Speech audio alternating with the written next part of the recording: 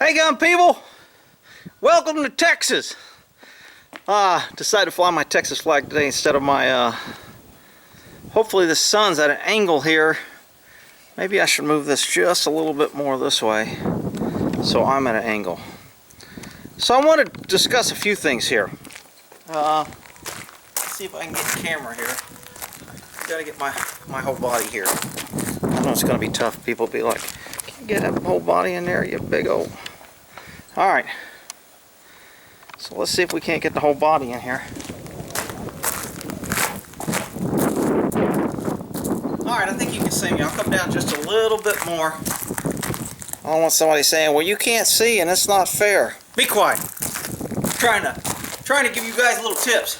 So, I want to discuss a couple things here. First of all, I want to discuss if everybody knows what this is.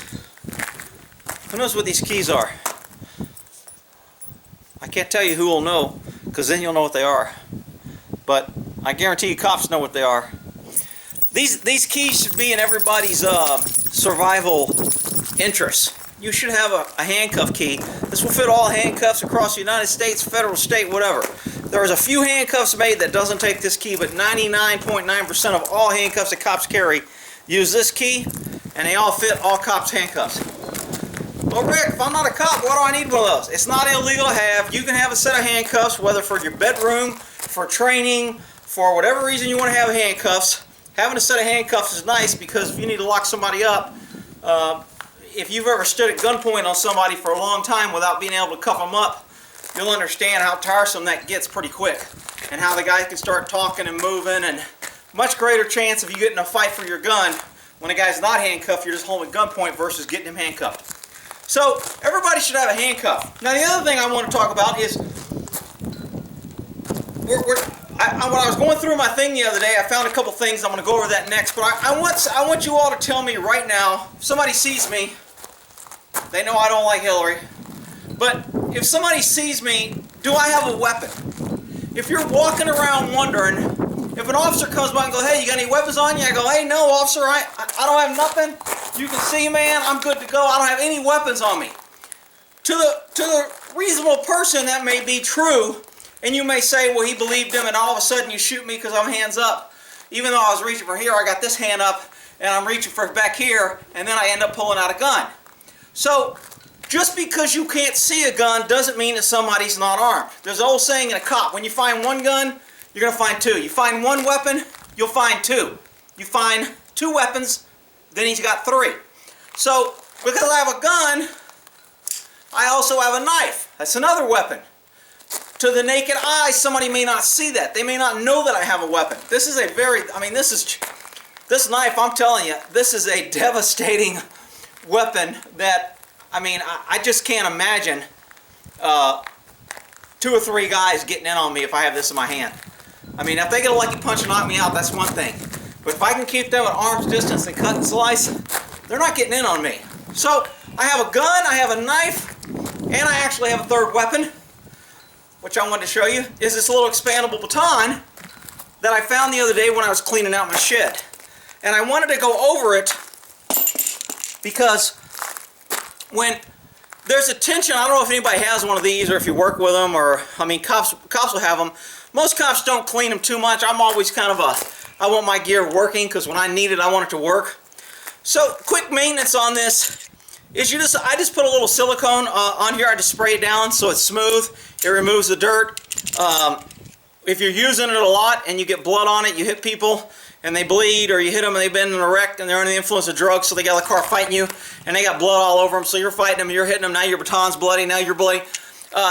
You need to sanitize and clean for that reason, but I just put a little silicone in it, and there's a little tension spring up here that will tell you how much tension it takes to make that fall out.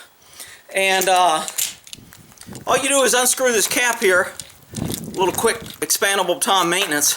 There's a little bitty O-ring right there. Put a little silicone on that, and this little thing right here, if I pull this out, this just becomes a tube, so you can clean that tube out. But this is just my 2-prong extension that comes out of here. But what your tension spring right here is this goes in this last little piece here. So when I put this in here, that holds this from expanding. If I pull that off, there's no tension holding that up, the weight drops it. So by squeezing this or bending it out, you can make it harder or lighter to throw. I like mine a little bit lighter.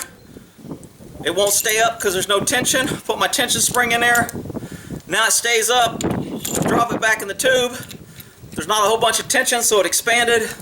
Screw this on after I cleaned it. And now to get it out, I don't have to do a whole bunch. I can expand this. You know, you see some guys doing this, real big expansion. Well, that looks good if I want to threaten and come back. But I want to be able to get my baton out very quickly with very limited movement to create distance and have it lock out. So, quick maintenance on the expandable baton. Again, this is a weapon. The gun's a weapon. Having your handcuff key. If you don't have one, buy a set of handcuffs. I think you can order the keys online. I meant to check before I came out here to see if you could order them. And then the other thing I wanted to go over is this is a, I love this little pistol. It's a 45 long Colt.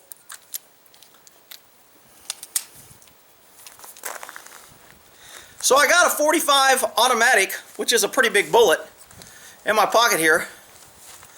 And I wanted to show the difference between a 45 long Colt and a 45. Now, they're both 45. I think this is a little bit bigger. I forgot 4.572, 4.2, whatever. I think this one's just a little bit bigger than this, but they're both pretty much 45 caliber. And you can shoot this 45 ACP, the little short one, the automatic, out of a 45 long Colt if you got a moon clip that'll hold it. But this is a revolver cartridge, so the lip expands out.